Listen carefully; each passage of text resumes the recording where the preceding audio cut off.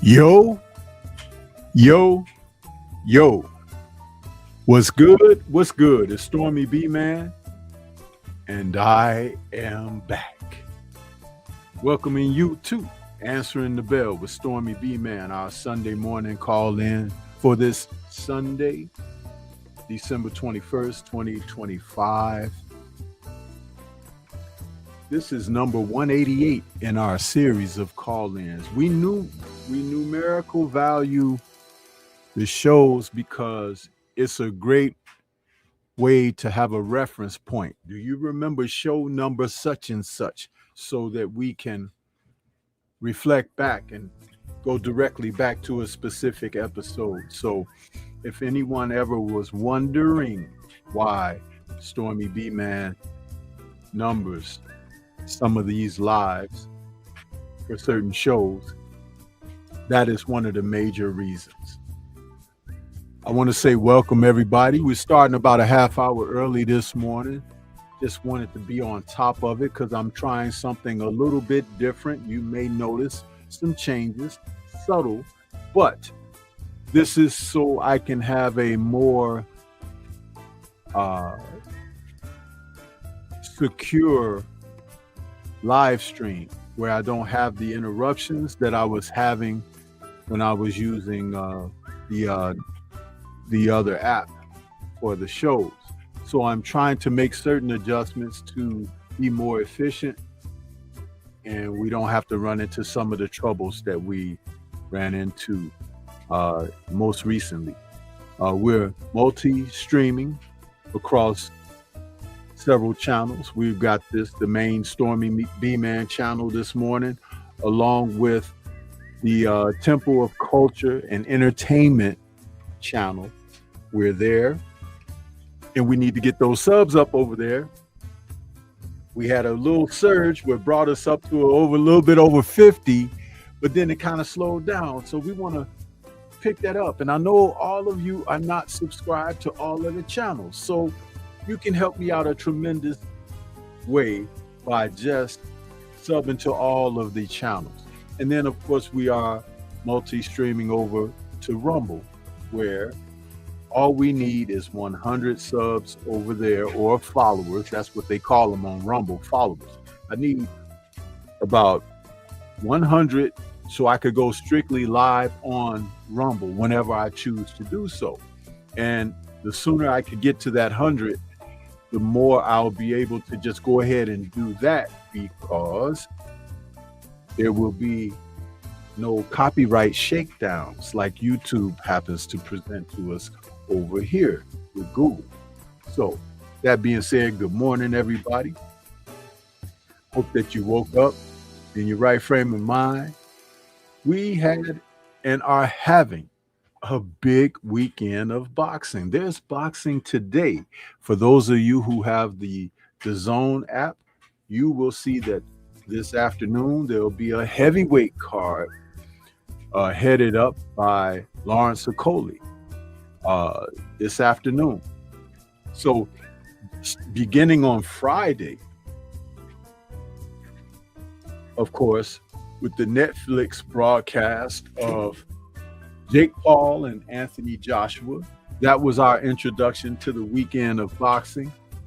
Some people anticipated it, some did not. Some were like looking to, bypass this event, because that's what it was. It was an event. It was not a real boxing match.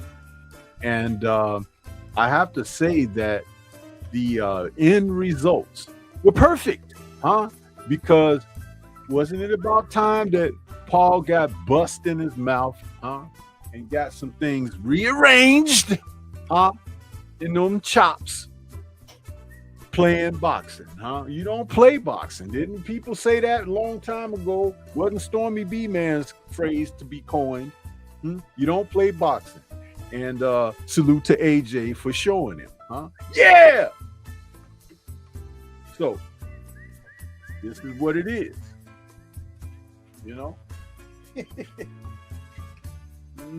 He lucky he still got a jaw, Yeah! Playing boxing.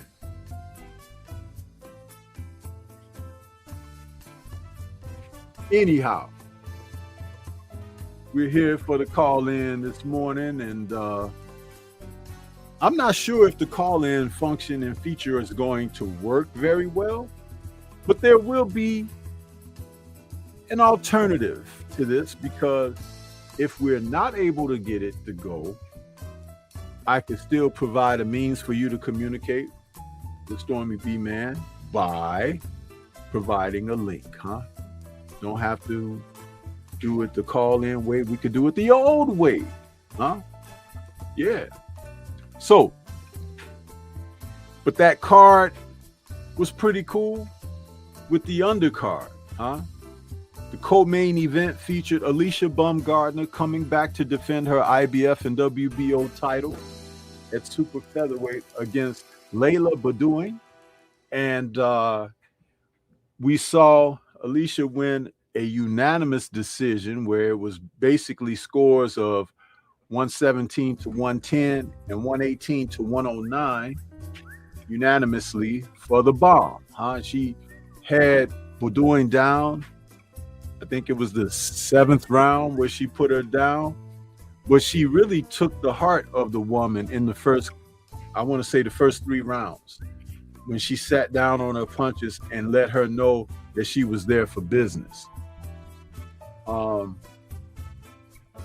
She kind of lightened up a little bit later in the fight, because Alicia, to her fault, she will come out and throw punches with bad intentions and a lot of ferocity early on, and then if she doesn't get rid of that person, she kind of will box the rest of the way, but fatigue sets in, because you're all so high strung trying to get rid of that other fighter in there, and we've seen that happen.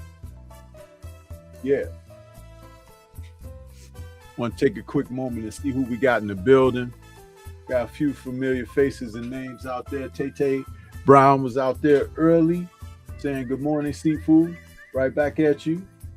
And then we have G. McCall out there in the building. What's happening? Ravens Nation is back with us. What's going on with you? And Benjamin Harrington is in the building saying salute, Stormy and chat. What's going on with you? Great Sunday morning to you guys. Glad to see you out there. So yeah, Baumgardner was able to really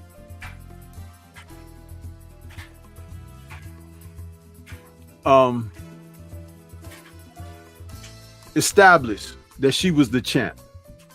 And Boudoin, though she was able to come on late in the fight, the last couple of rounds, she wasn't able to secure consideration or favor. The damage had been done. In fact, I believe I saw as early as the 5th or 6th round that she had a weariness appearance that looked like she didn't want to continue on. And I truly believe had Alicia gone to the body more, she could have really either made Boudoin resign or at least give her corner the option of considering throwing in a towel. But she made it through that patch, but it wasn't because of her courage and ability to snap out and come back. It was basically because Alicia had taken her foot off the gas, so to speak. So there are things that can be done, and that's something that we have to take in consideration. Now, there was another world title fight that was presented. Yocosta Valley took on Yadira, Bastilos, and that was for the WBC minimum weight title, a title that was held by Sinisa Estrada before she retired and vacated her undisputed title. Valley had faced Sinisa, and it was an opportunity for her to try to win a world championship after dropping a unanimous decision in March of 2024 to Estrada. She has bounced back with wins, primarily a March win this year, a split decision victory over Marlon Esparza. So there you have it, that Valley is a world titleist now at the age of 33, and she was able to handle this fight against Bastilos, where she came out with a majority decision over Bastilos. The judges' scorecards read 98-92, 95-95, and 97-93. But if you ask me, the fight may not have necessarily been that close. But Valley is a game fighter. She is now holding a world title. In fighting out of Costa Rica, she's doing her country proud. So it's great to see that. We got Javani in the building. What's happening? Eric Jordan out there. What's good with you guys? Please smash the like button as you come into the building. Yeah. Now, another fight on that undercard, which was really a bloody affair, was Shernika Johnson taking on Amanda Ghali. Ghali was there to bring it.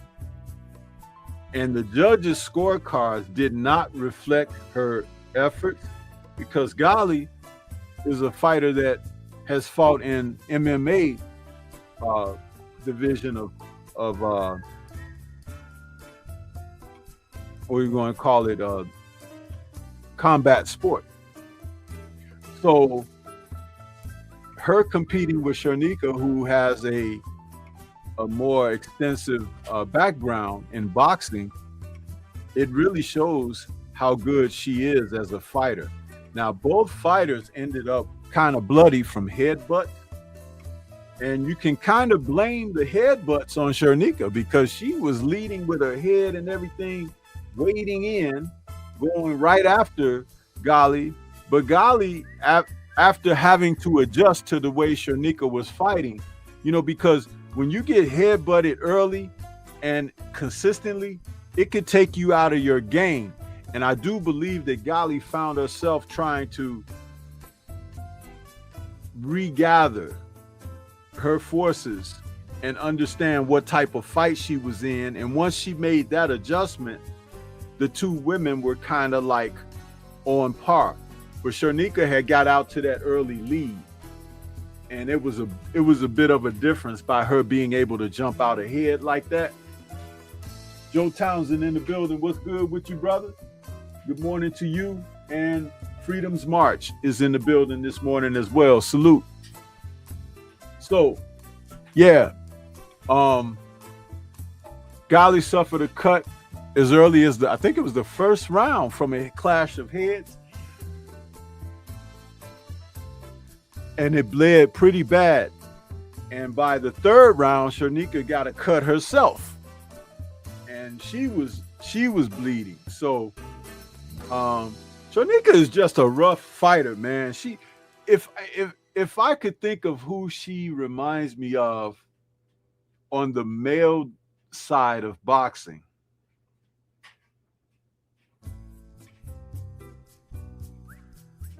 there is someone. It's just not coming to me fast. But she's aggressive. She'll lead with her head. She'll get right after you in there. But she be moving those hands, though. It's not like she just trying to be roughhouse tactics. She is actually mixing it up. Salute to the brother BFTB Boxing in the building. What's good with you, brother? I see you out there.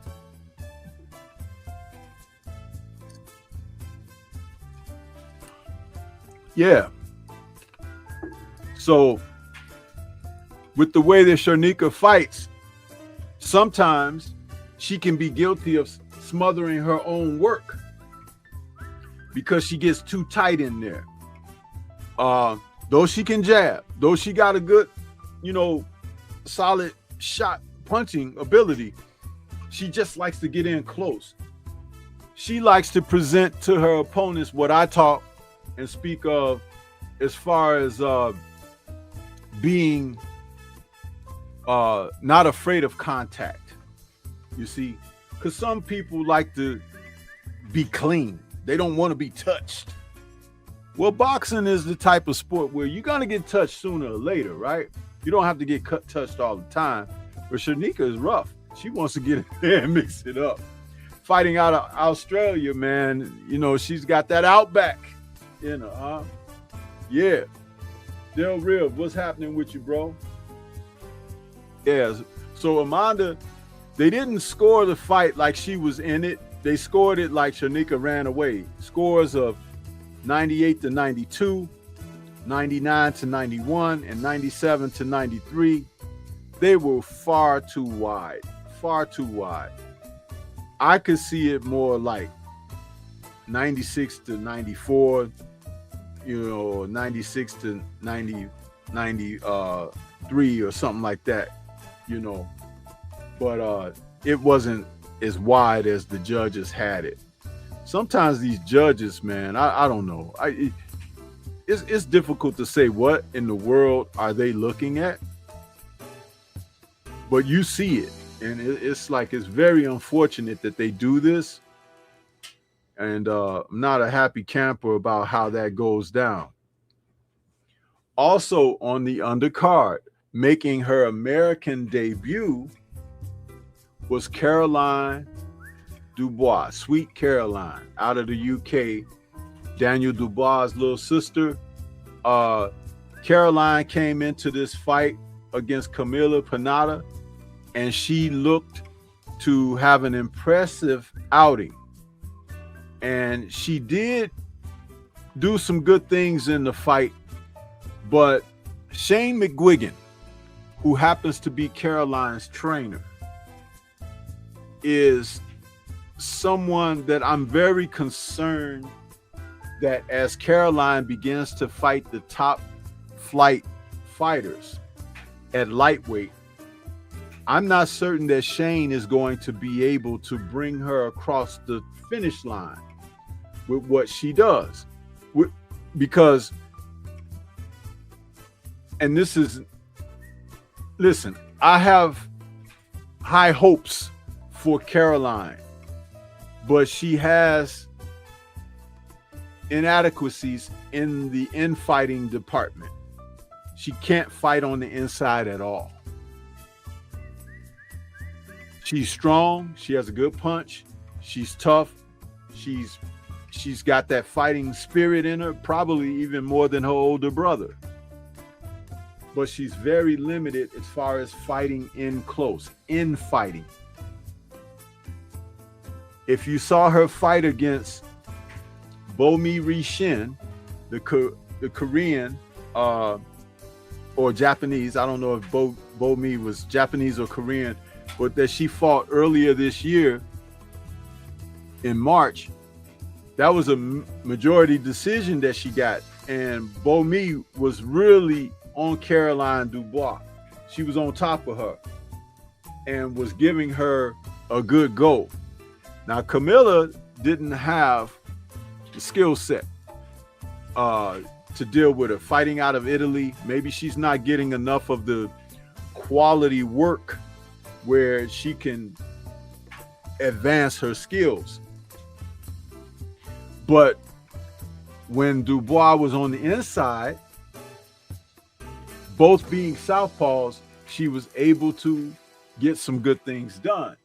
And again, like I said, Shane wasn't able to coach her through that, Dubois. He wasn't able to tell her the proper instructions. And I'm observing these things because, you know, he worked with her brother for a while, and he's worked with some other fighters who have left his graces. So maybe Shane McGuigan is one of those trainers. He can only get you so far. But I'm very concerned for Caroline. I would love for her, listen to me campaigning here, I would love for her to talk to her big sister, Clarissa Shields, and see if she would be interested in adding John David Jackson to her camp, because she has enough ability to graduate to a status and level that could be similar to Clarissa Shields. She's still young enough to do these things and get it done. Consider it, young lady. Consider it. Improve yourself. Don't wait till you suffer a loss and then you be like, oh, I need to make some changes. And I'm not saying get rid of McGuigan. Did not just say adding John David to the graces. That would help her tremendously. Black Martial Arts Society, what's good with you? I see you out there, bro. Welcome to the show. So, yeah, that was something that, you know, I've been noticing in the past like 2 or 3 fights of Caroline. She needs some help in that department. And if this man can't see it and he's in the gym with her every day, he needs another set of eyes to come in and help her out. He does. And that's just being sincere. You know, it's not trying to tear him down. It's trying to acknowledge what this young lady will need to help her, because she's in a world-class status right now. And that's important for her development. The OG, Mr. Mont, in the building. What's happening with you, bro? Good morning. Isaiah GQ. Yeah. So these are things that, you know, I look at it and I'm like, you know, sometimes some of those trainers and coaches, they have a great deal of ego, and that ego will keep them from being better, you know, progressing. And it's unfortunate because everybody can eat.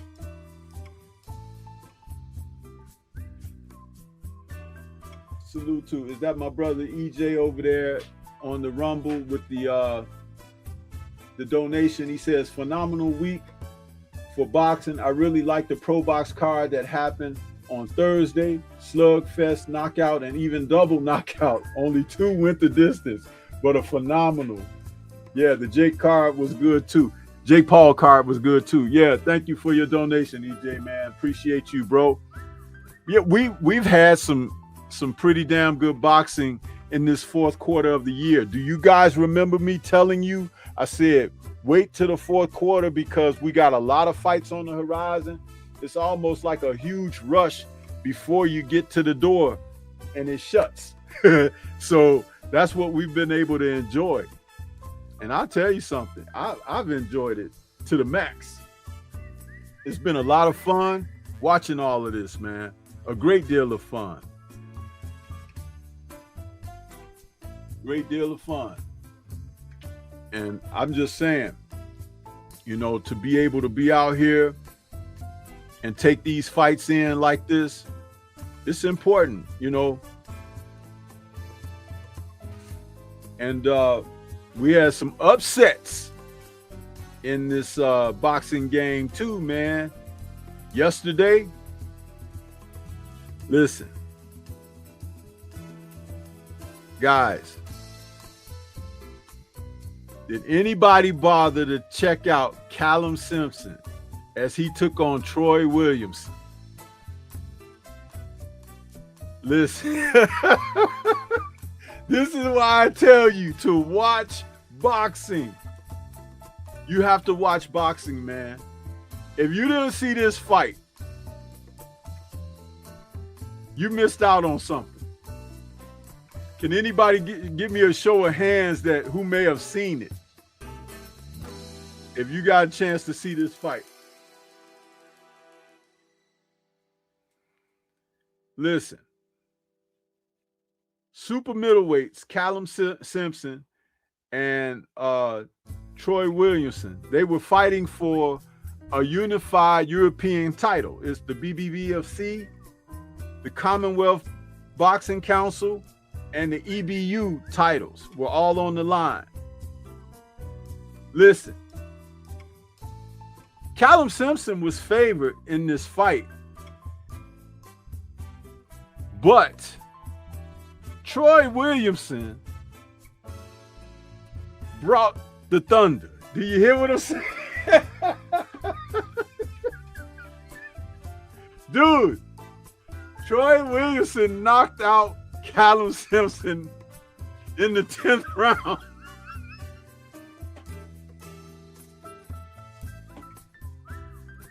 He knocked his ass out. He had him on the canvas 4 times.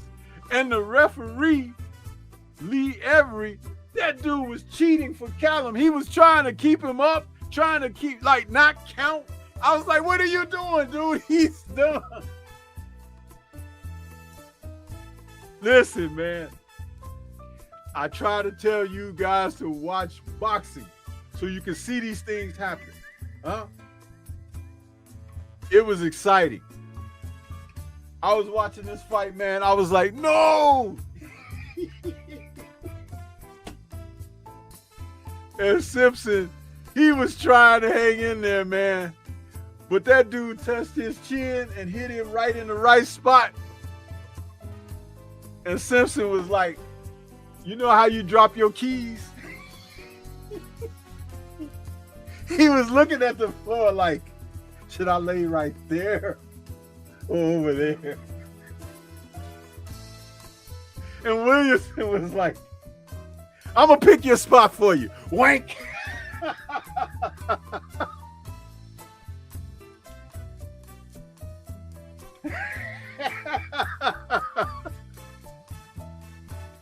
This was some good stuff, man. It was good. I was like, oh.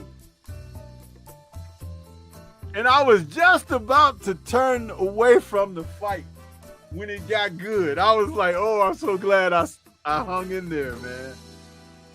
I hung in there. And these guys, listen. You guys better watch some damn boxing, huh?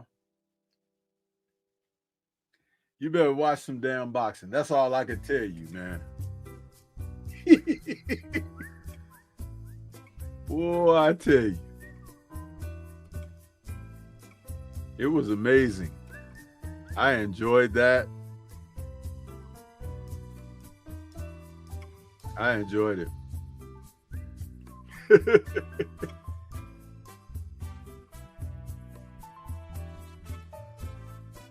But the ref was trying to save him, y'all. I'm like, ref, what you doing? Get out the way. The ref was like, my son. My son.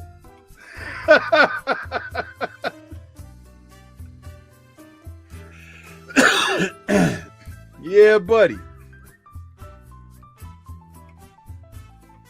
Man.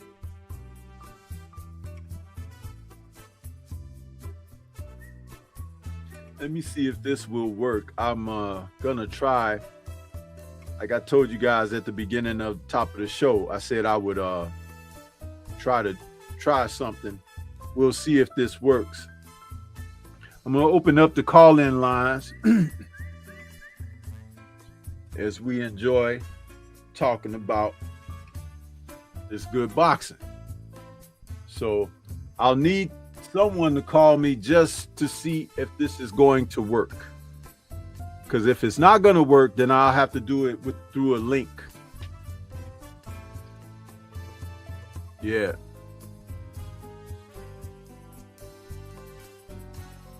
So what we got? Let's see. Can I get somebody to call in and say good morning to Stormy this morning?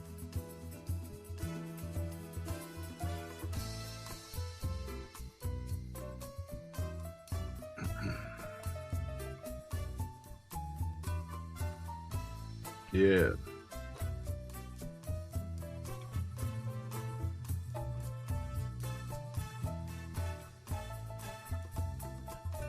And that wasn't all. We got even more boxing to talk about. I just was talking about those early cards.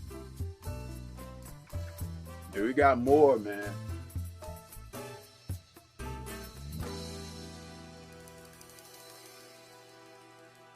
Yeah, buddy.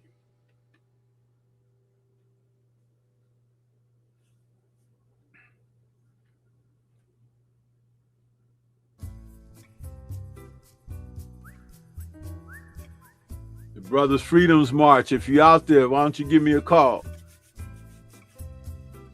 Call in. Let's see here.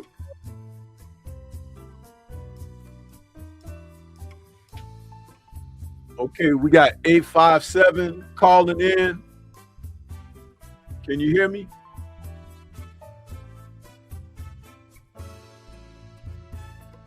Can you hear me? 857.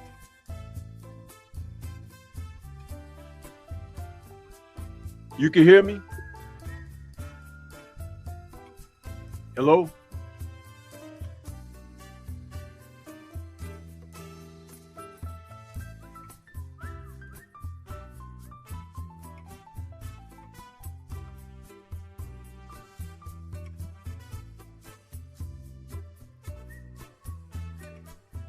Could y'all hear that call? He hung up too fast or he dropped.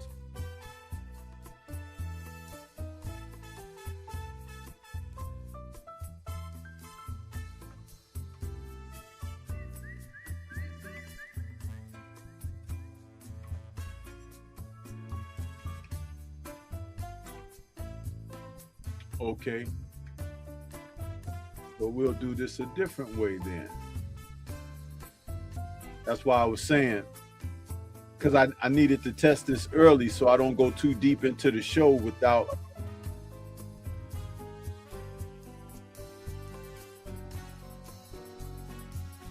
Okay, we got 513 calling. Who's calling? What's on your mind? Welcome to the show.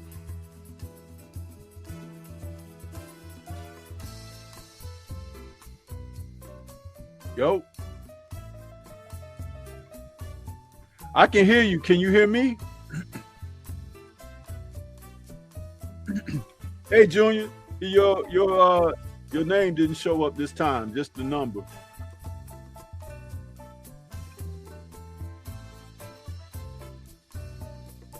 Oh, okay.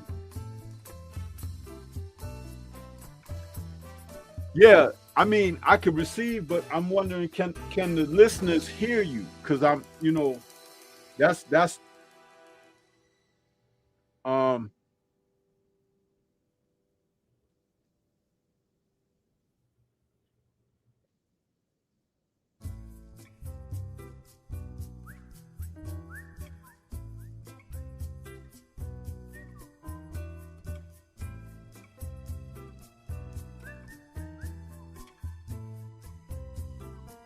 You can't hear yourself? Okay.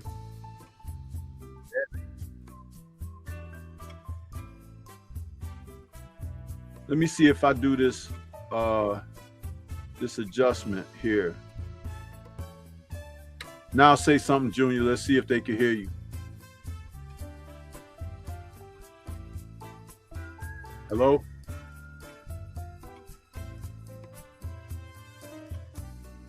Okay.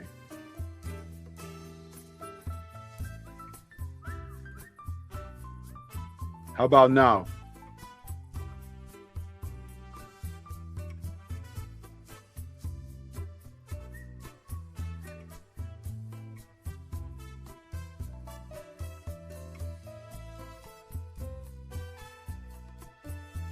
Okay.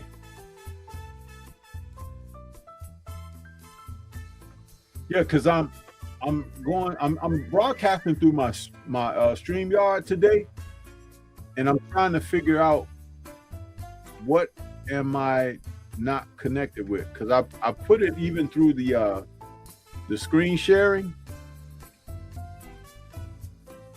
So when you do it on yours, what do you usually do for that? Hold on.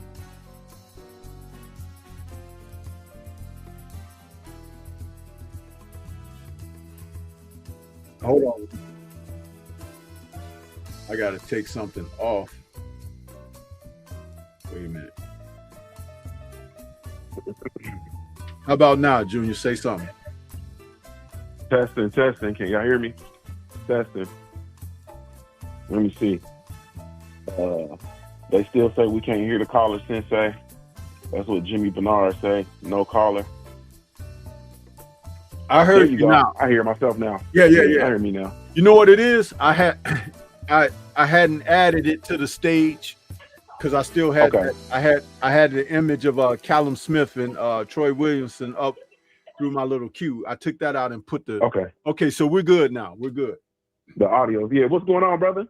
Man, listen, we've had so much boxing over the past 3 days and still got more today. It's like it's like Christmas for me, man, because I love boxing like that. I truly do, man. And like I said, we saw something yesterday in the Simpson fight with Williamson. Now, see, those are two UK guys, right? And people are like, oh, I don't watch them. Listen, boxing is still boxing, man. It's exciting. Man, this kid, he was favored heavily, Callum Simpson. But he's a vulnerable type guy.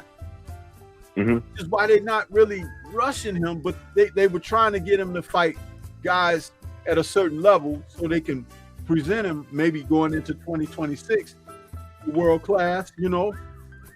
And that Troy Williamson stopped him in the 10th round. And dude, he was falling all over the place, Junior. It was like funny because the referee was trying to help him. You know, you could see it. It's like the ref was like, you good? You good? I was like, what you mean you good? You're supposed to be counting. You know what I'm saying? It's like, it was so like Jack Reese. Yeah, it was. I was dying, bro. But it was exciting. Salute to Troy Williamson. I love it. Why I watch the sport for all of this kind of stuff, man. And I'm sure you can hear my enthusiasm in my voice because this is what I live to watch this stuff. Yep. And let me tell you, and I'm gonna tell you the honest truth, bro. And this is, we do a lot of talking, and people don't have an appreciation for the UK domestic, the UK domestic level fights, and that's what's wrong with American boxing, bro. If we had a stronger domestic scene, the sport would be totally different, bro. But nobody wants to be domestic. Everybody wants to be world class, and we don't pay any attention. You see what I'm saying? Yes. And meanwhile, you know, like we talk about all the time, when we were growing up, and Daddy get off work on Fridays and take us to the fights, and we go down to the fights at the local arena, and so those were domestic level fights. Every now and again, we would get a championship fight, but those were the domestic level fights, bro. You understand what I'm saying? Yeah. And that's what's missing in American boxing, bro, because everybody's not going to be world class. You see what I'm saying? like at some point, in my opinion, at some point, like everybody's not going to be a Hall of Fame football player, right? But at some point, ain't it sweet to be able to provide for yourself and provide for your family doing what you love? You see what I'm saying? Like, ain't it at some point, ain't it good enough to just to be a boxer and to pursue being a world-class fighter, maybe never get there, but still be a historic figure in the sport of boxing like Emmanuel Augustus, a.k.a. Emmanuel Burton, a.k.a. the Drunken Master? Like, at some point, ain't that good enough? Shouldn't that be good enough? Yeah, I agree, man. I agree. And that UK boxing scene is fierce, man. And we have to have appreciation for those of us that really do this science, man. Those of us that really love that science. Hey, man, that stuff be everything, bro. And you know something? It's everything. Junior, they will fight each other, bro.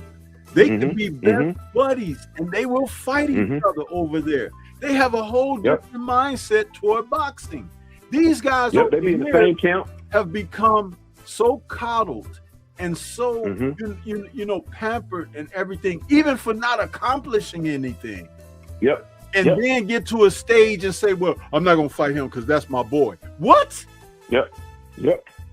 Fighting your boy is gonna put some love in your bank account.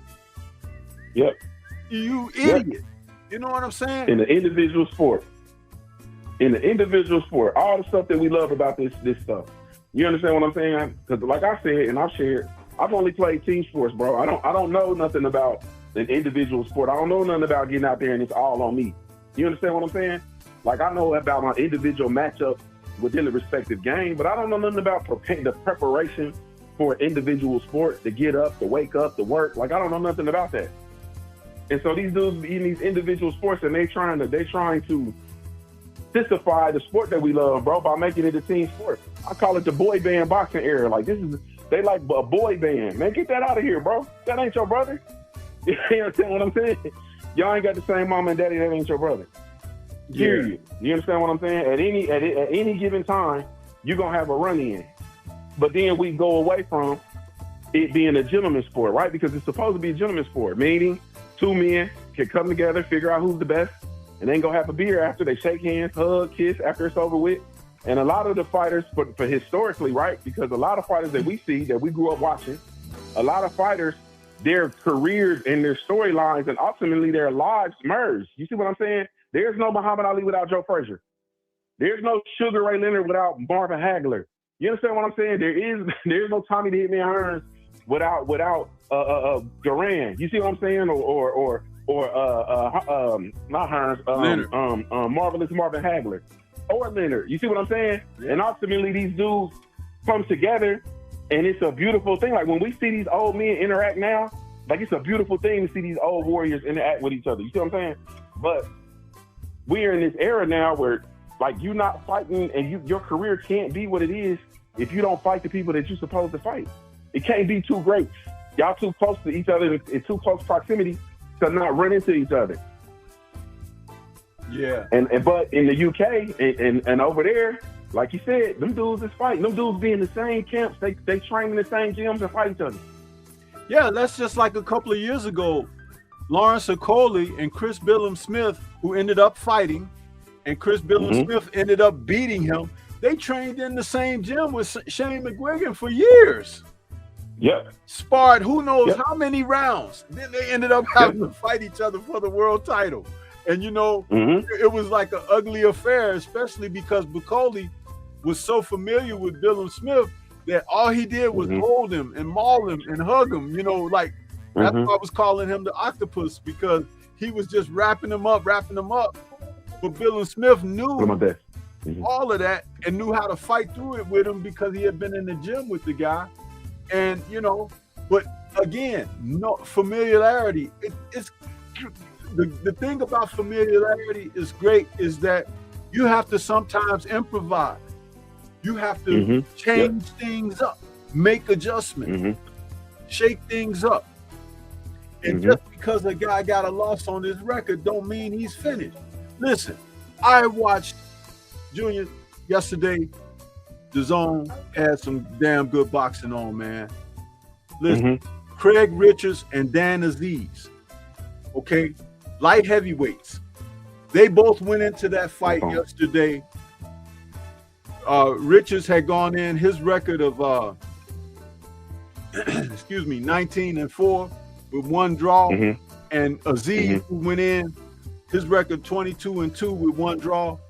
They both have common opponents in guys like Joshua Buatsi, who's another countryman of theirs. And the whole point of it is, and some people, they say, well, Dan Aziz, they don't like him. Do you know that Dan Aziz's favorite fighter is Marvin Hagler?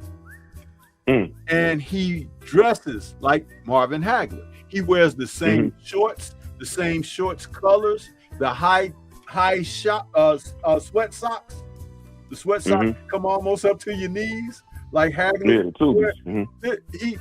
And he's always in shape, Junior. The boy don't have an ounce of fat on his body. But he admires Marvin Hagler. He don't try to fight like him because he doesn't have Marvin's skill set. But he brings it. He's a professional. Craig Richards has cut his teeth over there fighting the best of the best, and the 4 losses on his record, they don't tell the story of the man, because his most recent loss was last year in June to Willie Hutchinson. Okay? And he lost a UD to Willie Hutchinson. Prior to that, he had lost a UD to Joshua Buatsi, and that was in 2022. And I thought he won that fight, because that was the fight that showed me that Buatsi don't know how to throw left hooks. And prior to that, he lost to Dimitri Bivol, a 12-round decision. And his first loss goes all the way back to 2017 to a guy by the name of Frank Buglioni. And the part that I want to talk about Richards is, Junior, he has learned from his losses. Dude, he knocked Aziz out in the 12th round with a left hook counter shot to the chin. Boom, knocked the dude's mouthpiece went flying maybe 6 feet one way, and his body went the other way. And Aziz tried to get up, but he couldn't. It was a real punch knockout. You know what I'm saying? It wasn't like a lucky shot or nothing, but his experience, because he's been in there with different guys. This man is now 35 years of age, and he's going to get an opportunity at a title shot. It's great to see this. Watching fighters, real fighters. That was for the IBF International. So he's going to get a chance or a shot at the IBF title sometime in 2026. And even though Usyk has those belts, not Usyk, but Bivol has those belts, I don't think that if he fought him in a rematch, he'd fight him the same way. You know what I'm saying? Because I've seen him do good things. He fought Janibek, Craig Richards. Okay. I think he did. Was that? No, that wasn't Richards. That was a different UK guy. It was okay. Okay. But he's a solid boxer, bro. He kind of reminds me of Michael Olajide. You remember him? Yep. Yeah. So you know, if you're not watching boxing, you don't see these things. You don't see the layers of the onion getting peeled back with these quality fighters out here. And there's a reason that the UK fighters have surpassed the American fighter.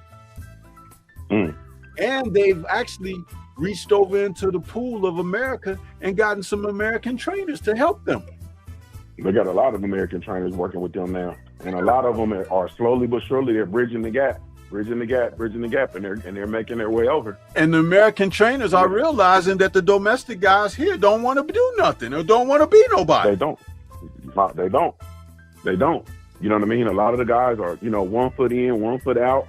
But, at the end of the day, I mean, that's more than just a notion, because a lot of the guys who are supposedly world class don't want to be nobody, bro. If we telling the truth. Right. A lot of the guys who are world class, bro, they don't want to be nobody, bro. And we don't have to say no names, and we don't have to get all and jump all down that path. But a lot of those dudes, we know who they are. Yeah, they don't want to be nobody, bro. Collectively, Yeah. They got yeah. poor representation in the sport, bro. Yep. Period. So it's more than just emotion. These trainers, think about it, bro. These trainers should be working with these fighters abroad, man. If I'm Derrick James, you know what I'm saying? If I'm Virgil Hunter, you know what I'm saying? Yeah. If I'm Barry Hunter, if I'm a lot of these dudes, I'm working with the UK dudes. In a minute, you'll be like, you'll get them dudes in your gym, and they'll be like kids in the candy store. I'm telling you, in a minute, and a lot of them dudes. We had a conversation a couple of weeks back about Jack Catterall. Yep. Jack Catterall left the UK to come over here to the US, to Philly, and Bozy Ennis over there to learn, because he wanted to get better. He wanted to get better. That's an admirable quality that the man, whether he's successful or not, I take my hat off to him, because he didn't want to remain stagnated in a situation where he had only went so far but didn't try to extend himself. See, that's what Lennox was trying to tell Anthony Joshua when Anthony Joshua was still a younger, fresher fighter and had a tremendous upside. He ends up calling Lennox a clown. A clown. Call him a clown. Who ended up looking like they was part of a circus. Yep. That's a fact. And with Catterall, just to emphasize that what you said, he didn't like, we got to give it his just due, bro. And this is why. Because a lot of those fighters, they come over and do camps, and and they're back and forth. You understand what I'm saying? They're bicontinental. Jack Catterall moved here. He moved here. And what he did, and a lot of people won't understand this, but when he moved here, what he has done is he has immersed himself in the culture. You see what I'm saying? Yeah. It's a difference. Like, it's one thing to go somewhere and train, and you in the gym and out the gym. And so when you come and you move your life here, you immerse yourself in the culture. So there's going to be things that he's going to get that he wouldn't normally get by just being bicontinental. You see what I'm saying? When you immerse yourself in the culture, that's something totally different. So there's going to be things that he's going to be able to pull from because he's immersed himself in the culture. You see what I'm saying? Not just being here and training with both, because that's what we've seen. We see AJ come over, train with this dude, don't immerse himself in the culture. He's still bicontinental, still back and forth. He's here for a little bit, then he's gone, so on and so forth. Jack Catterall has immersed himself. You see what I'm saying? So he eat what they eat. He do what they do. He go where they go. He lives essentially where they live. It's different, bro. It's different. Yeah. And that's I'm telling you, that is I'm so excited for Jack Catterall, and I'm excited to see. You understand what I'm saying? I'm excited to see, but man, I done hogged the line, man. I'm out of here. No, man, you're talking good. Listen, going back to like AJ, when he ended up in the graces of Robert Garcia, I was like, oh, that's a good fit for him. Even though Garcia hadn't worked with heavyweights, I said, wow, that could end up being. And then that could be something. He dropped Garcia just because he didn't get the decision against Usyk in this rematch. But the thing about it was, you shouldn't have tried to hire the man to get a victory. You hire him because you want to learn the craft. Yep. Look at the fighters that Robert got. Robert got some damn good fighters in his camp. Yep. From top to bottom. Yep. Well, you know, man, when it comes to that, when it comes to AJ, and this is, respectfully, but AJ, you got to look at it, there's layers to it, man. AJ is an extension. He is a puppet, in my opinion, of Eddie Hearn and Matchroom Boxing. And we know that Eddie Hearn and Matchroom Boxing, what are they? They are UK first, bro. They are UK first. Like, when at the bottom line, when it all comes down to it, they are countrymen first. You understand what I'm saying? I'm not mad at it. I don't hate it. I don't hate on it. I actually respect it. And so, that stuff with AJ, like the American trainers that work with him are on an extremely short leash because they want him to be in the UK market and being trained in the UK so that they can, heaven forbid, AJ get out of the UK market, come over here, start training and stuff over here, right? And then start having some conversations and start realizing what he's really worth. Because I'm gonna tell you, Anthony Joshua is worth twice as much in America as he is over there. He's worth twice as much, bro. His marketability, his skill set, him being able to get him over here and pay him up as a British gentleman. You feel me? A boxer, world champion. He's proven, so on and so forth, bro. He's way more marketable here. Way more. Like, it's not even close. Way more. And so, heaven forbid, he get over here and start having these conversations with people and start learning. You know what I'm saying? And that's why, with the Wilder, we did part of it, right, was getting that loss versus Deontay Wilder. That's a huge part of why Eddie Hearn didn't want that fight to happen. But you know what the other part was? Anthony Joshua being at the table, sitting down and having a conversation with Al Heyman and looking at what's going on and looking at how the PBC does business and looking at the pie and looking at how the pie is sorted. You see what I'm saying? And what goes on from a business perspective, because AJ he's not really on the business. He's not on the business. AJ and that situation with Matchroom is much in close relation to the relationship that we hear about with Don King and Mike Tyson. You see what I'm saying? Where you get your cut, here's your part, then we get everything else.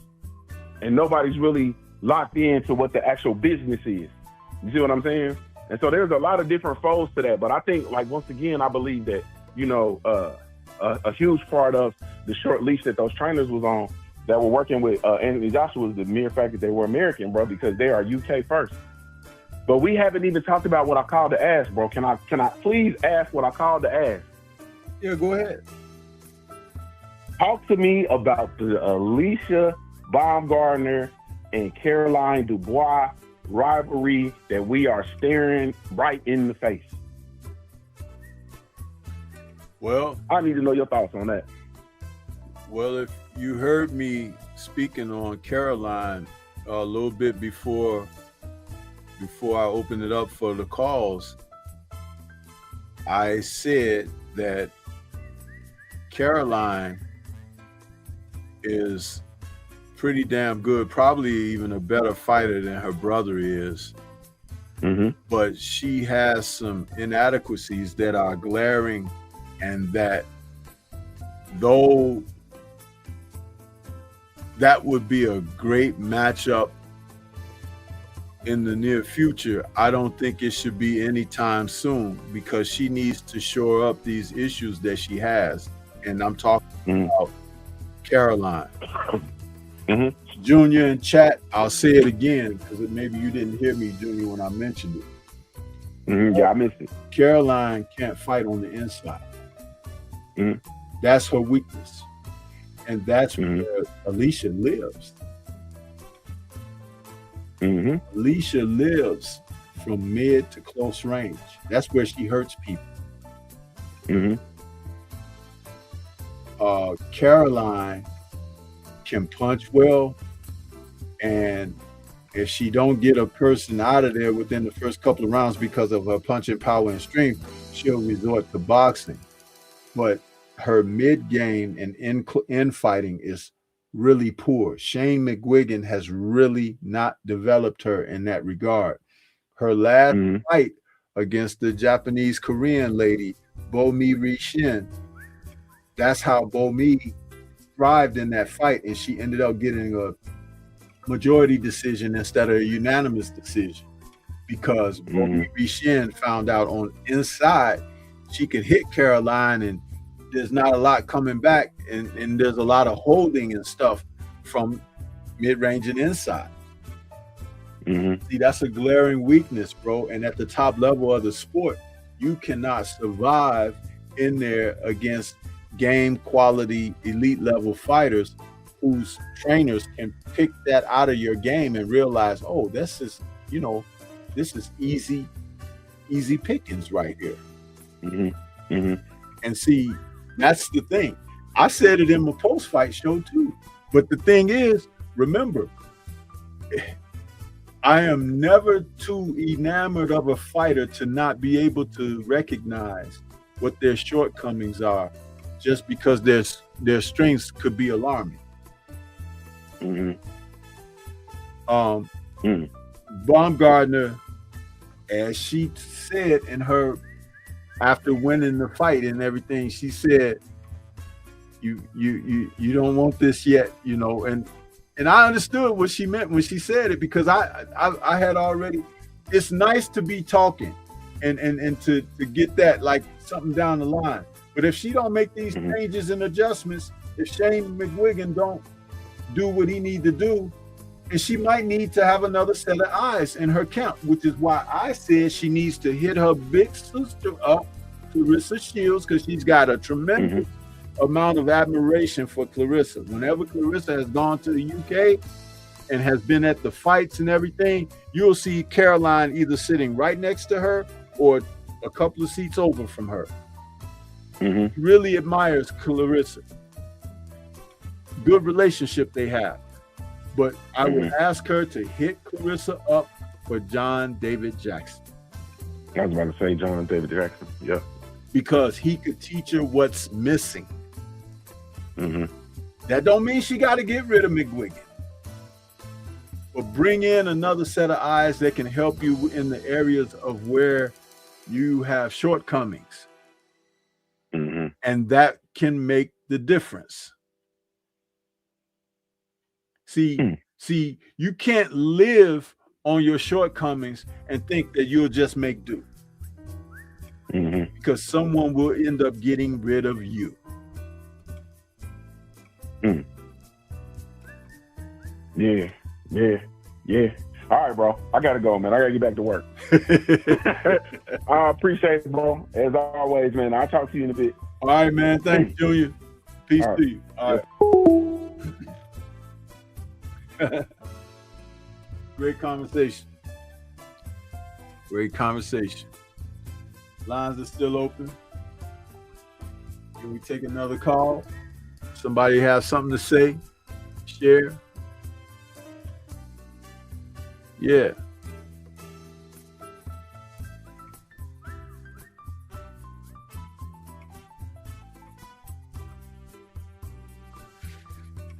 Come on, you guys. Come on, family, help me out.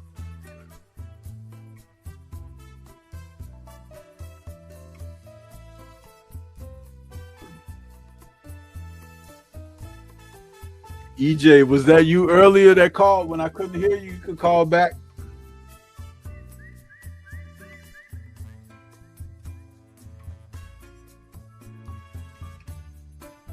Snoopy Mac, we talked about you calling in one time, and why don't you go ahead and call in, brother? Somebody. Let's make this make this worth the while.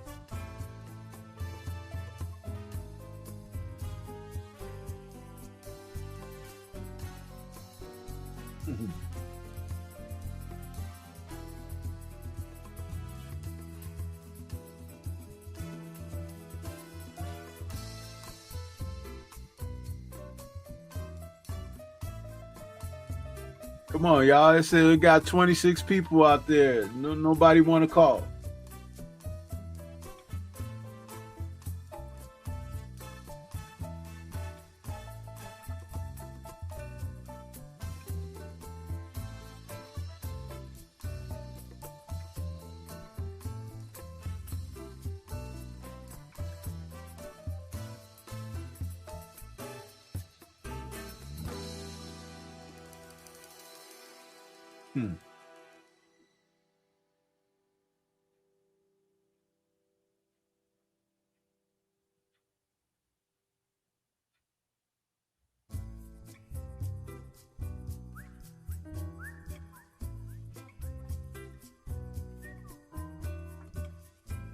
There's plenty to do, man. There's plenty to do. The boxing world can be shaken up.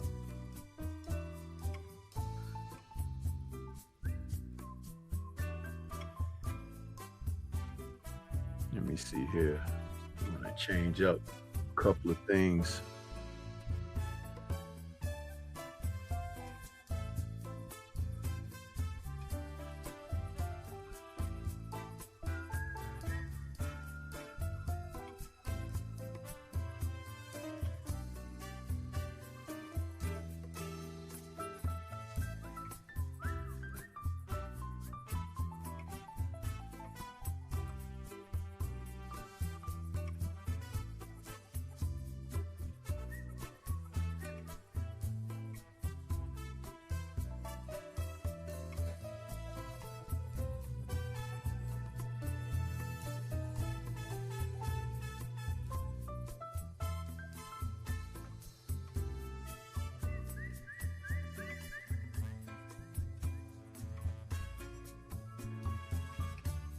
Yeah, but this fight between Craig Richards and Dan Aziz, they were in Ghana yesterday.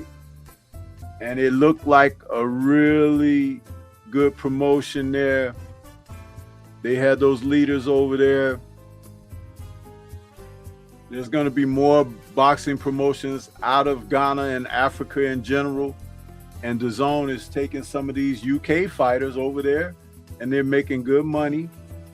And I'm telling you, you know, the Americans need to get their act together because they're not doing what they should be doing. But these guys, man, they're getting it done. Julian Rumbley says, good day to you, Stormy B, man. Appreciate the boxing talk on this beautiful Sunday. Salute to you. Joe Gagliari is out there saying salute. What's happening with you, Joe?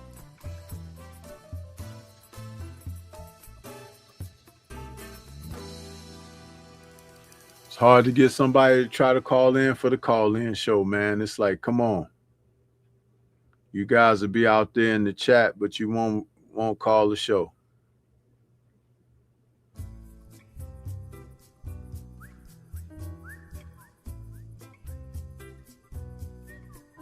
Yeah, well, you know, Junior, I'm always consistent with boxing talk, but you know, no foolishness.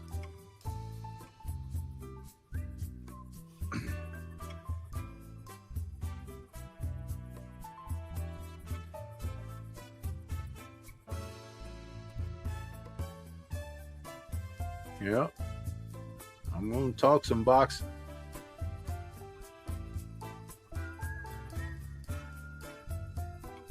But yeah, Junior, you make sure you go and watch those two fights, man. The Richards and Aziz fight, and then that Simpson and Williamson fight, man. Both of them are on DAZN. They were on at different times yesterday. One was on the early afternoon, and the other one was in the evening. Man, two great fights. Check the main events out. You don't even have to watch the rest of the card. But the rest of the card, both cards are decent. But the two main events, they will enrich your experience of watching boxing for this weekend.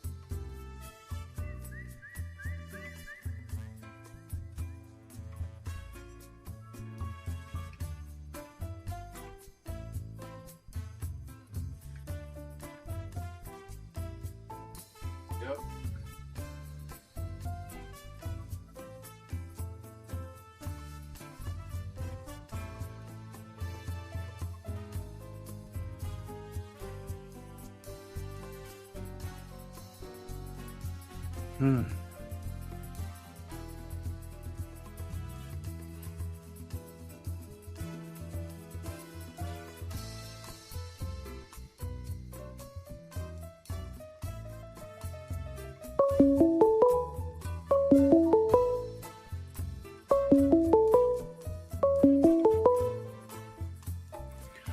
Okay, we got 857 calling in. Who's on the line? What's on your mind?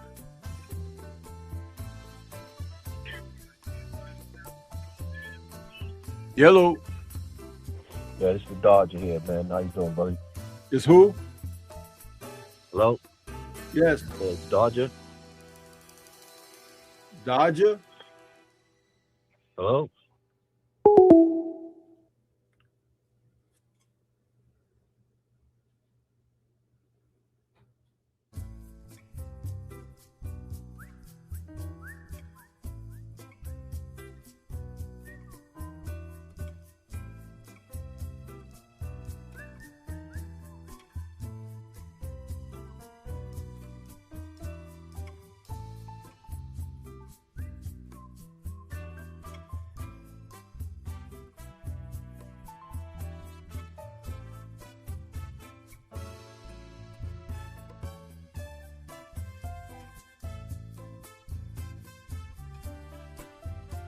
It's okay to call in and introduce yourself, okay?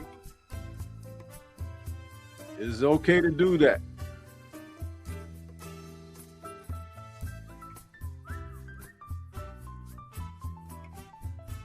I just had a 10-minute conversation with Junior on here. It's like, come on.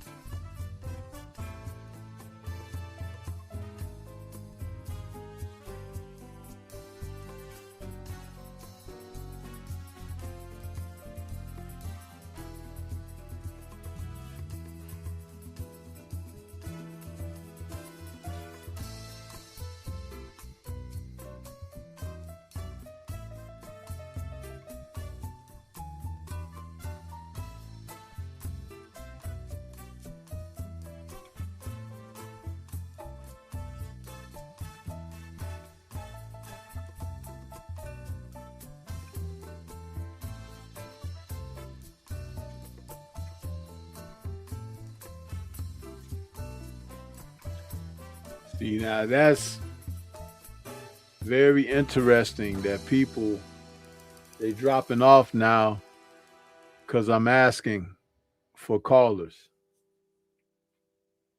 I'm not on here talking about other people with channels. I'm not over here beefing with folks and all of that. It's ridiculous.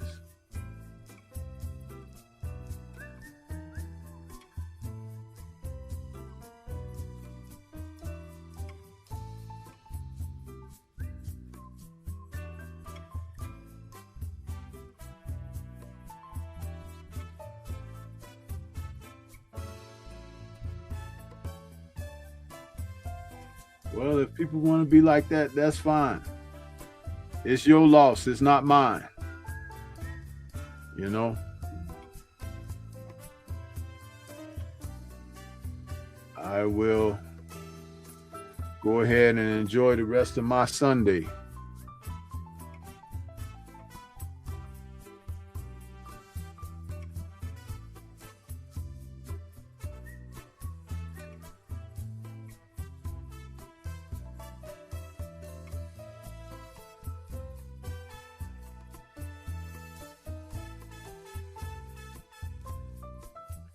This is one of the main reasons why you can't get ahead in this society.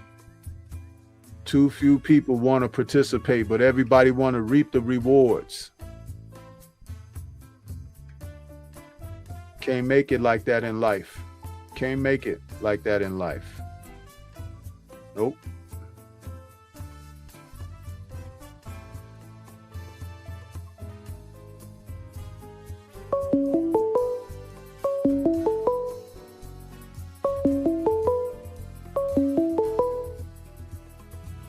Okay, is that Junior calling back?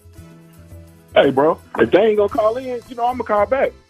Hey, I was just getting ready to shut it down, man, because this is ridiculous. You know, you got 20-something people just looking. What are they here for? To look. And the ordeal is, this is the ordeal, bro. The ordeal is you are not providing mindless entertainment, bro. You understand what I'm saying? In order to come over here and have a conversation, we have thought-provoking conversations over here, even in the chat. And the thing that I noticed is when we were talking during that whole 10 minutes that we were talking that time, if you look at the chat stopped because we're having thought-provoking conversation, man. Yeah. And the only thing that I would encourage people to do, to be honest, and this is just being real, this ain't I'm not passing judgment on anybody or any of that kind of stuff, man. I just would like for people to start looking at themselves and check your motives. Like he just said, why are you here? Like, you guys don't understand what it takes to get on here and do this content. You understand what I'm saying? And you all are, people get too comfortable just looking and just watching. Now, if we were over here beefing with people and MFing everybody, or if we were over here having a tank talk or whatever the case may be, the everybody would be in here calling in, talking and chiming in and so on and so forth. You need to raise your frequency, because the fact of the matter is, man, life is about the spoils go to the people who are able to think. Absolutely. You have to raise your level of operation. You have to raise your level of thought. You have to raise your frequency, man. Seriously. And even if you don't, and Stormy is a person that you can come in here and talk about anything, and he's so full of wisdom that we'll be able to have a conversation that can go in any which direction. You can come in here, I can come in here and start talking about Sugar Ray Leonard or anything. You talk about your favorite fighter and we'll have a conversation, but stop just sitting there watching, man. Like, that is as a content creator, that is a feeling of deflation when you take the time to come on here on a Sunday, open up the phone lines, do all of this stuff that you don't see other people doing, and you people just sit here and just watch and just listen, and you don't even respond in the chat, you don't send cash apps, you don't go buy merchandise. Like, y'all just here. Like, why are you here? You know what I'm saying? Like, why are you here? It's really a conundrum, Junior, and like to what you said, it's just like during your last call, right? You asked me, you said, hey, I want to ask you what I really called to talk to you about. Now I'm gonna tell you something. That question you asked me and the answer I gave, you wasn't expecting that, were you? No, not at all. No. But you when I said what I said, if you evaluate and look at, do you see? Makes perfectly good sense. Yeah. Because again, this is what we've seen in the sport of boxing when they put people in when they're not really ready. You know, they can be, they can give the appearance of being ready, and that's all matchups and matchmaking. But when you see development and cultivation, that is something, and there's not a lot of fighters in the sport today, whether they're on the women's side or the men's side, where you're seeing progress.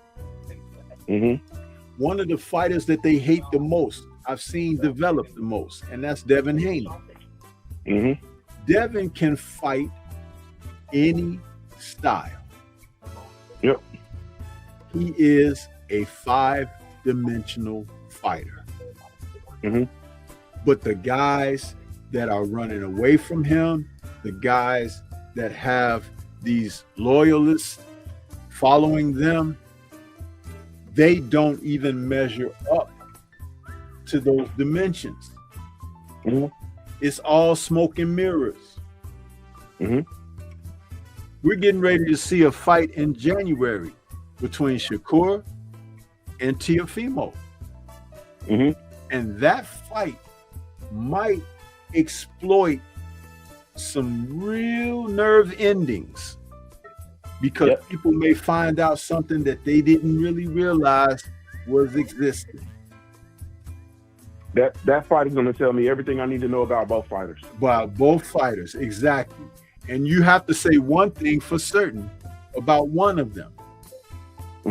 Tio seems to be taking this one with no problem, don't he? That should this one. This one. He's gonna take this one with no issue. Yeah. Well, if you're paying attention, that's a red flag. That is a red flag. And I hear people saying, you know, you don't got no choice, they don't got no choice, and nah, they always have a choice. And he took this one with no problem, no issue. No issue. That's just like, to switch the topic a little bit. This week we heard Bud Crawford retired. And Junior, I'm gonna ask you a question. Where did all these folks come from who say, oh, he shouldn't retire? And oh, he don't need to retire. Where those folks come from? Off the Canelo Alvarez bandwagon. Off of the racist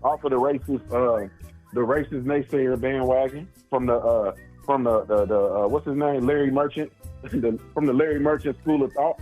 You can't get out of here till you get beat. You can't get out of here till you get beat. Yeah, you can't get out of here until you get beat. You bring your black ass back in here and you fight. And you fight unbelievable fights. You go do the things that we didn't even require Canelo to do. You go fight David Benavidez. Yeah, you go up. You should be going up. You should go up to 175. Go fight Bivol. Go fight Better Bees. Yeah. And meanwhile, Canelo Alvarez was actually a world champion at 175. Yep. So they coming from that Larry Merchant racist school of thought. It's really asinine, man, to hear some sentiment, you know. And it's so funny because I was talking about this young brother, and I call him a young brother because he's much younger than I am. A decade ago. Over a decade ago. I knew when I saw him, I said, oh, there's not a lot of fighters that come along through the pipeline that make me take note like that. You see it on. I see it, you know. And then even now, like today, him aside, there's two fighters that I'm looking at and I'm very, very impressed with. One, you just heard me mention a moment ago, was Devin. And I'll say this, and then I'll give the other.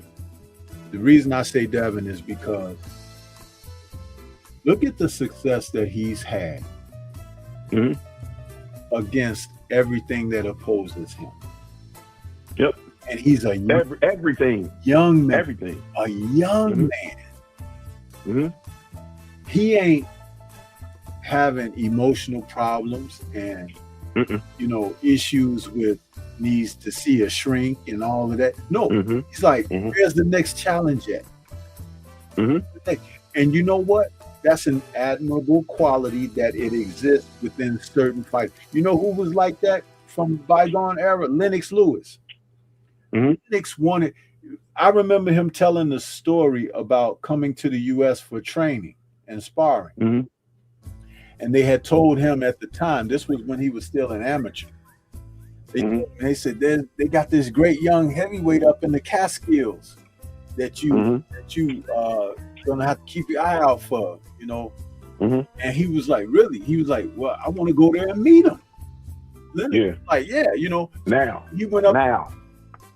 Huh? He said, I said, now I want to go meet him now. Yeah. And so he went up there and they got acquainted, and when they sparred the first time, he said that Mike jumped on him, gave him a bloody nose and everything. And he was like, this guy was like a buzzsaw. He was all over me, this and that. But Lennox, he didn't cower. He didn't give in and cave in. You know what he said? He was like, the next day we sparred, he was like, I knew what I was up against. So he was like, so then we had more back and forth to the degree that his trainer yelled in there, Mike, don't do that. You might have to fight this guy one day. In other words, Lennox had the mindset of competitiveness. He had a competitive nature and spirit that, okay, if this is how the stakes are going to be raised, let me raise mine too. Right. And look at who ended up being the undisputed champion when all the dust settled. It was him. Yep. Now the other fighter I was going to mention is Bam Rodriguez. Bam Rodriguez. That shocked me. Listen, Bam Rodriguez is a fighter, Junior. He is so good that I haven't seen a Latin fighter that good since Salvador Sanchez. Now listen to what you just said, brother. You sure? No, you listen to what I just said. No, listen. Remember, whenever one wants to compare greatness, right? Always comparing them to who and what? Our black fighter. Yeah. Yep. Whoever compares anyone to Salvador Sanchez? Nobody. Because the majority of people don't know who Salvador Sanchez is. Thank you. So therefore, that tells you what I think of Bam Rodriguez. Yeah. That is how depth it is for my remark. Now, others are going to have to go figure it out. Do your research. Yes. I don't say these things. Man. Listen, I told you, I don't blow smoke, bro. I tell it like it is. This young man has something going for him. It's just unfortunate he's so little. But again, they talk about in the way, whatever. This kid, Junior, he finds ways to win. And he doesn't do it like taking punishment or anything. He goes in, he has his game plan, but he's very great at adjusting and adapting to what's in front of him. He can make an adjustment and then he can turn up the heat. That's what Salvador used to do. Man, I gotta take that one to the. I gotta think about that one, man. We gonna have to. I gotta think about that one, bro. No, what you gonna I'm a big. What you're gonna have to do is go watch some film of Salvador. Go watch it. Right. That's what I'm saying. And you're saying so you're saying Bam is the greatest since he's not better than Salvador. I didn't say he was better. I said I haven't the greatest seen anyone with that type of talent since Salvador. Okay. Not Okay, I agree with that 100%. Chavez, What? Not Julio Cesar Chavez, not Marco Antonio Barrera, not Juan Manuel Marquez. None of those guys. Duran. Well, Duran. Duran was Duran was a bigger man. Duran was. He was Latino. Huh? He was Latino. He was a Latino though. Yeah, but he was a bigger man. He was fighting at lightweight. Salvador was down there with the featherweights and the smaller weight dudes, bro.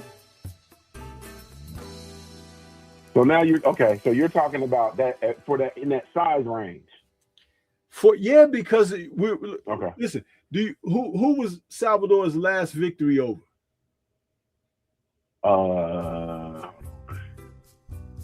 I'll help you got out. me with that one. Yeah, tell me. Azuma? It was who? Oh, Azuma Nelson. Okay. And what did Azuma become after that? The professor. Uh-huh. Yeah. That Ghana.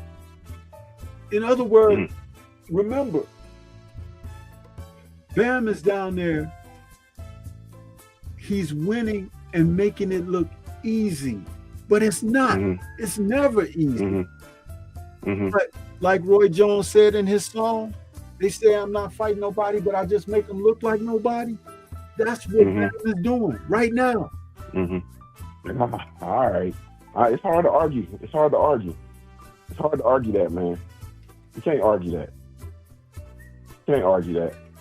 Bam Rodriguez is a monster, bro. You can't argue that.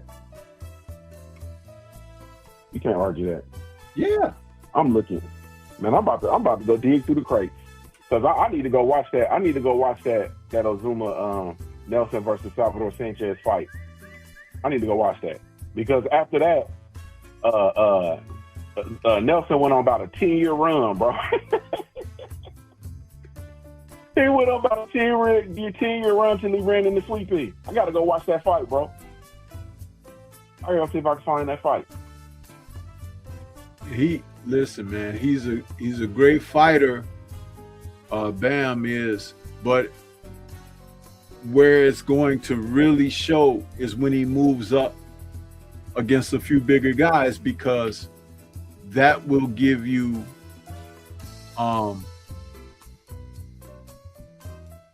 that will give you all of what his possibilities are.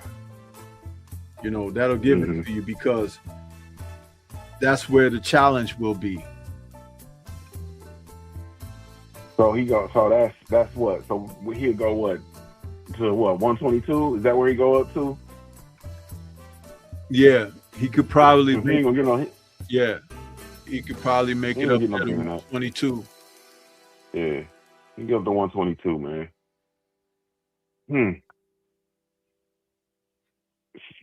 Man, I mean, I can. Like I said, man, the kid is tremendously talented.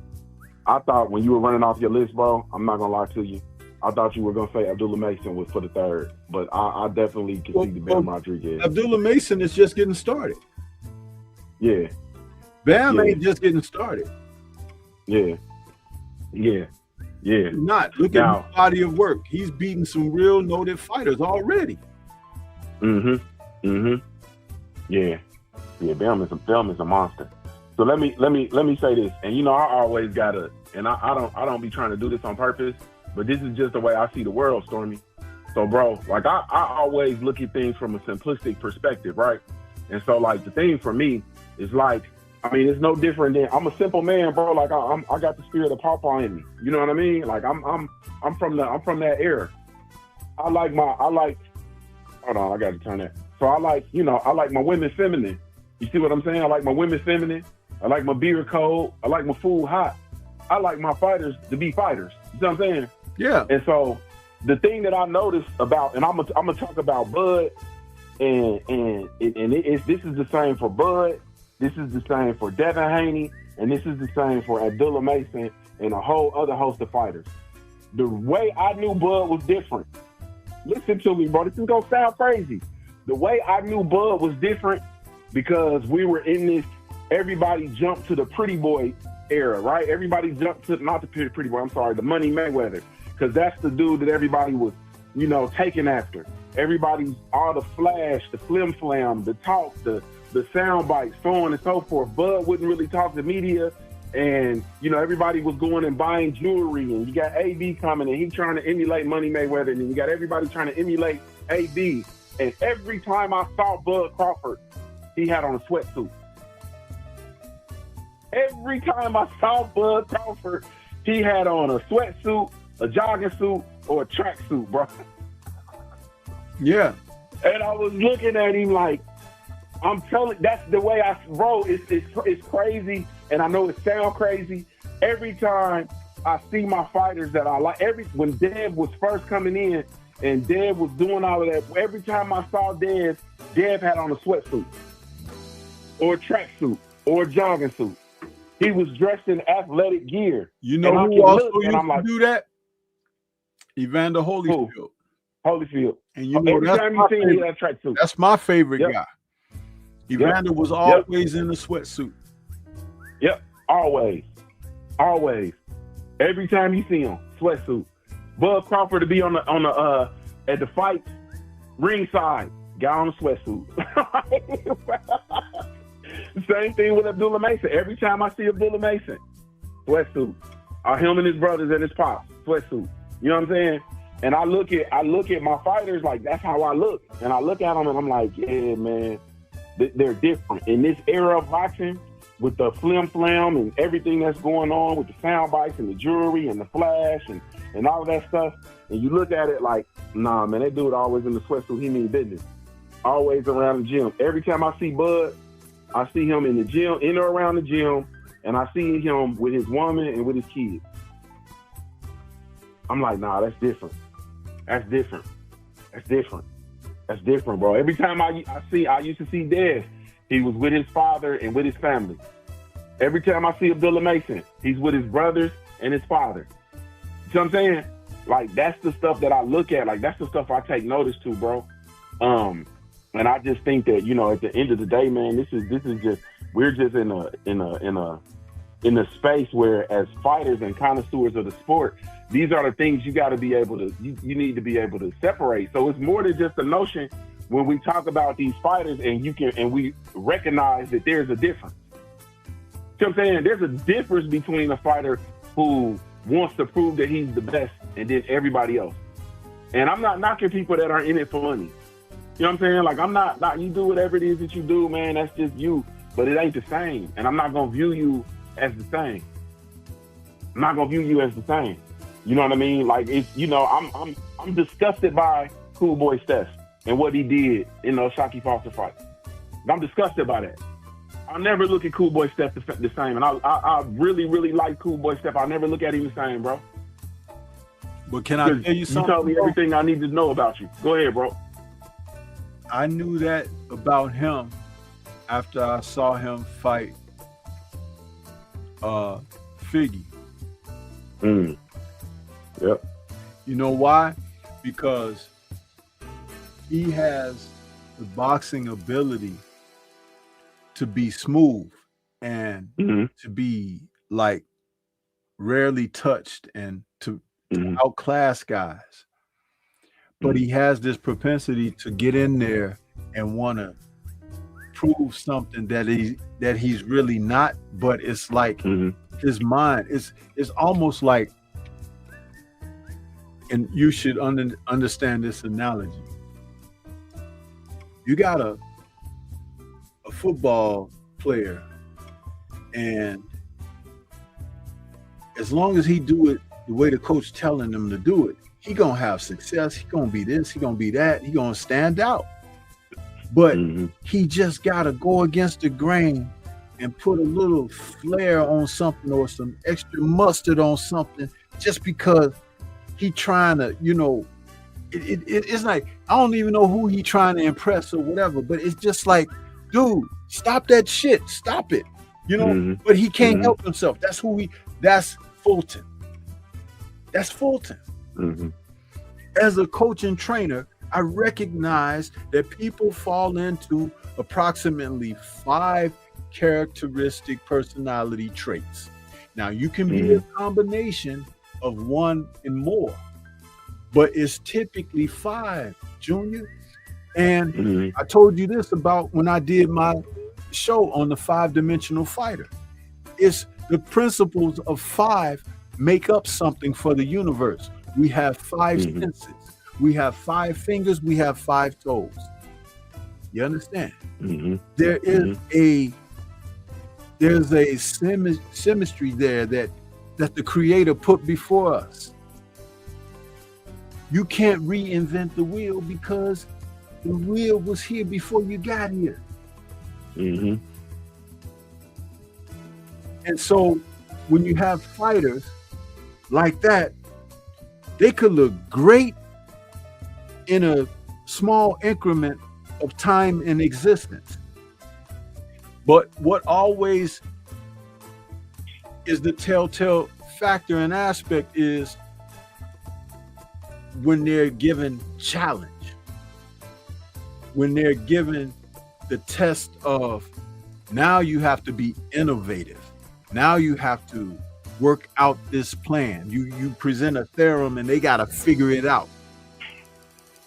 But they spent so much time BSing, they don't know how to do that.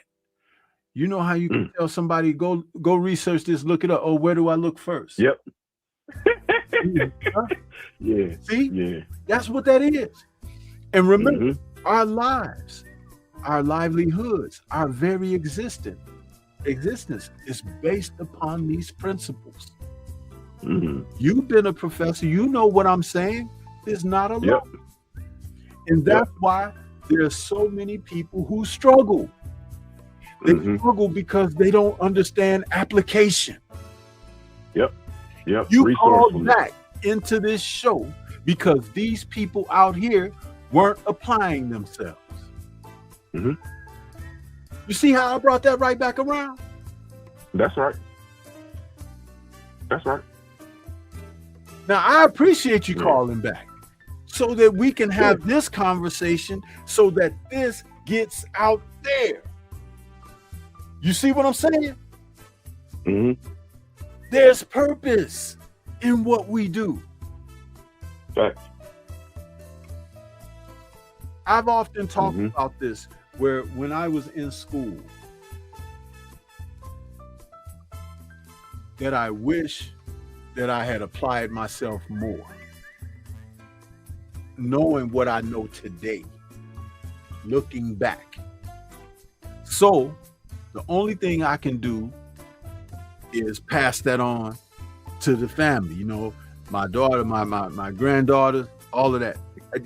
Give them. Do you see what I'm saying? It's like, because they're still young to grab that and do something with that. Because you shouldn't have to figure it out when you got elders. Right. The elders are supposed to put you on the proper path. But if you shun them, disregard them, disrespect them, go away from them, what shortcomings are you heaping upon yourself?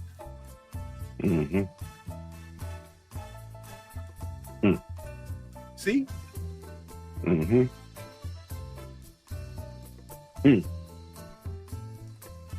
Yeah. That means a lot, bro. It means a lot. So Fulton, he's just one of a few. And it's very unfortunate because it's not like he's, you know, we got some dummies out there. Let's just say it like that. And he's not one of them. Mm-hmm. But when you choose to behave and, interact a certain kind of way, it's dumb. Mm-hmm. And if you do it consistently, you can become a dummy. Mm-hmm. But to adopt a dummy mentality, it's just foolishness within itself. Yeah, that's true. Mm-hmm. There is no That's way true. he should have looked across that ring at O'Shaquie Foster and disrespected what that man brought to the ring. Because Ray Charles could see that Foster was always looking for someone with a name, with some accomplishments, with some merit, so I can prove myself. Mm-hmm. He shows up at the press conference with a beer belly. Yep. Full of turkey and dressing. No, I'm not even talking about at the fight. The press conference. Remember when they first announced months Oh, ago? Early. Yeah. He looked real bad. He looked like AB. Yeah. He Real did. bad. Yep. Then Real had bad. the gall to sit up and talk to Andre Ward and Roy Jones. Be like, well, man, when I ain't fighting, I like to be like this and like to do this and do that. But when you're in a fight, bro, it ain't no time to play. Mm-hmm. You might need to get out the sport. Yep. Yeah, it might be time for you to do something else. And that's okay. Yeah, it might. If he Mm-hmm. is 31 now, I don't know how long he's been boxing. Maybe he's been boxing since he was a small kid or whatever. And it could just very well be that he tired of it. And that's okay. But walk away from it. Don't allow yourself to be food for someone who's hungry. Yep. Because you ain't no longer hungry. I'm telling you right now, to anybody that's listening out there, if O'Shaquie Foster gets a fight against Shakur Stevenson, he's going to whoop Shakur Stevenson's ass. He's going to jump on him, bro. He's going to whoop his ass. You know why? Because he understands, like those fighters that we mentioned of old, Lennox, Evander, guys like that, that they want to prove something to the people and to themselves. And that's a measuring stick that people want to say, well, he's one of the greatest boxers in the sport today, or this or that or whatever. Okay, give me that guy then. That's the mentality of those type of fighters. In the meantime, who is Shakur fighting? Yeah.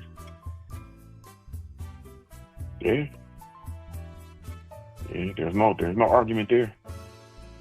Yeah, there's no argument there. Years ago, getting back to the Latin fighters, Marco Antonio Barrera, when he was coming along, he was being brought along as a small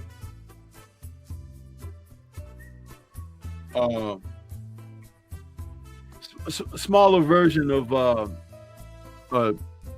Chavez, how he was coming along. The babyface assassin, they used to call him. However, he fought a guy by the name of Kennedy McKinney. And this was, I want to say at 122, that's where they fought. And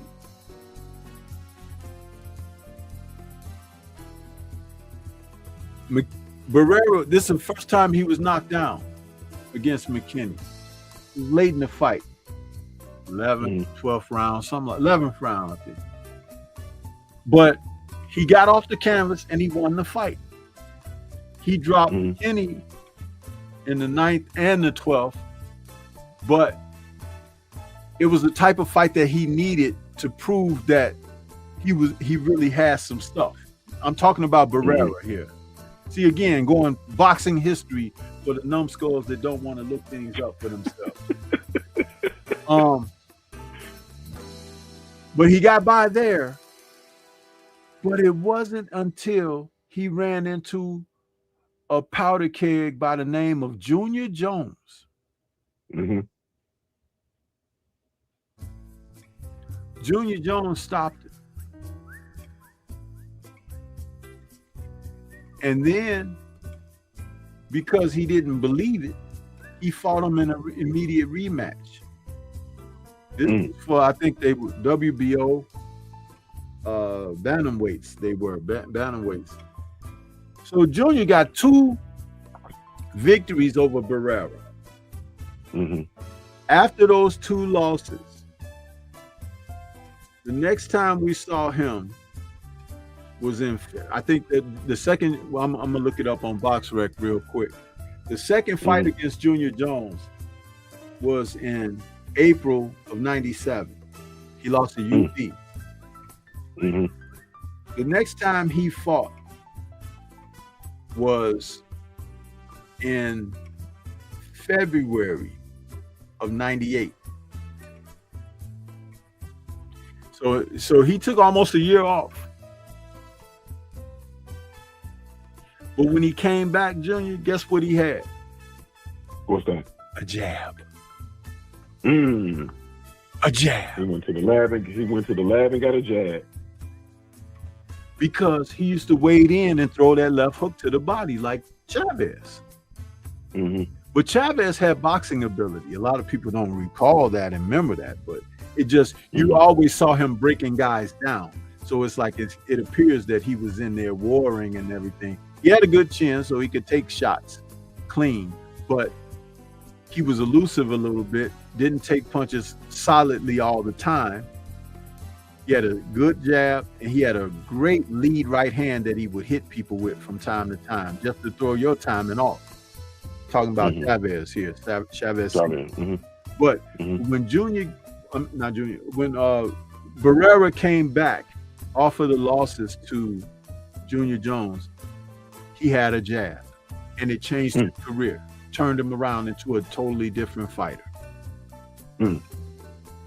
He didn't lose again until 2000 when he lost that split decision to Eric Morales. So again, we're talking about fighters progressing. So when you talk about someone like Fulton and these guys, if they can't make up in their mind they want to be better and get better, you might as well leave the sport. Because there's always a young, hungry lion somewhere. And when they be sniffing out that meat, man, and they be ready to devour. Yeah, I'm serious. Yeah. Now they really do.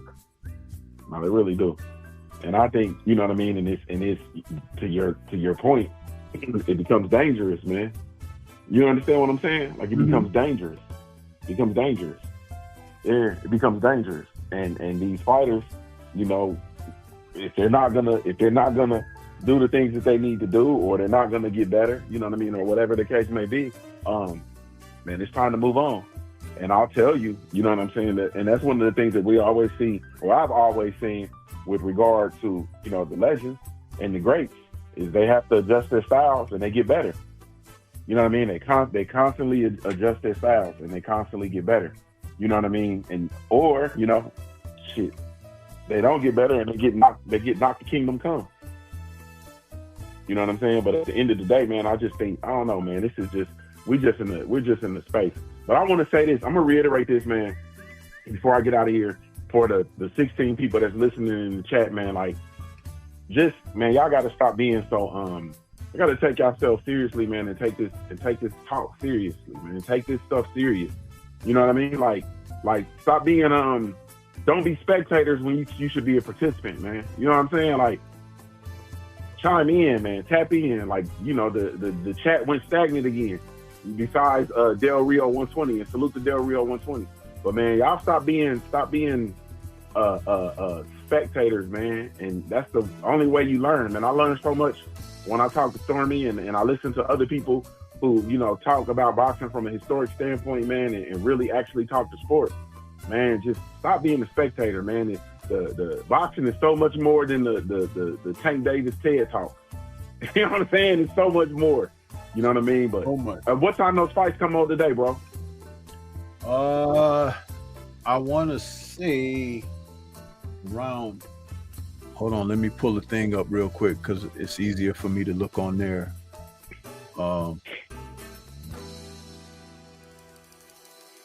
Okay, here.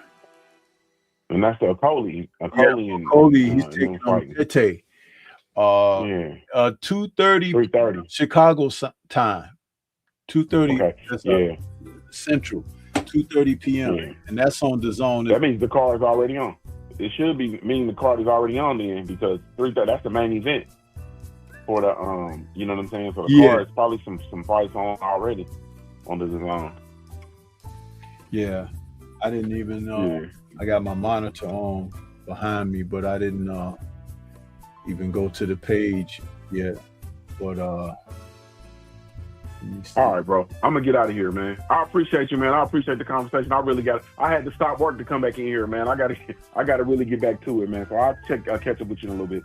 Okay, man. Thanks. Right. Thanks again, Junior. I appreciate you, bro. Yes, sir, bro. All right. Yes, sir, bro. I'll talk to you in a bit. Okay.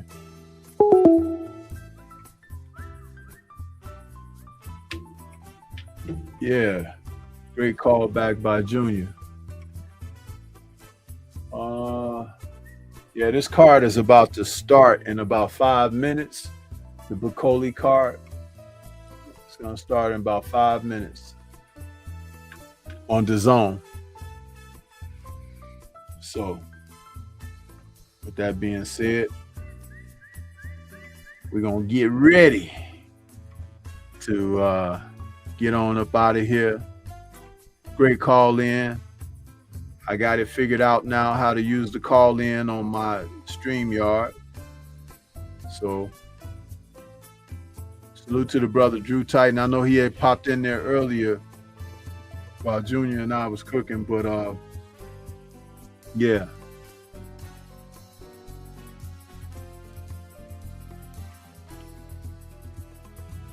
Mm-hmm.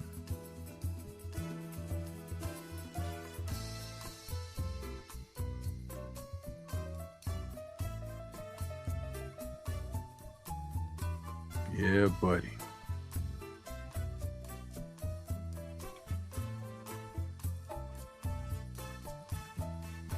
I'm gonna get ready to get on up out of here, you guys. I want to say shout out to the mighty LDBC. We'll catch you guys on the next one. Peace to everybody. Enjoy the rest of your Sunday.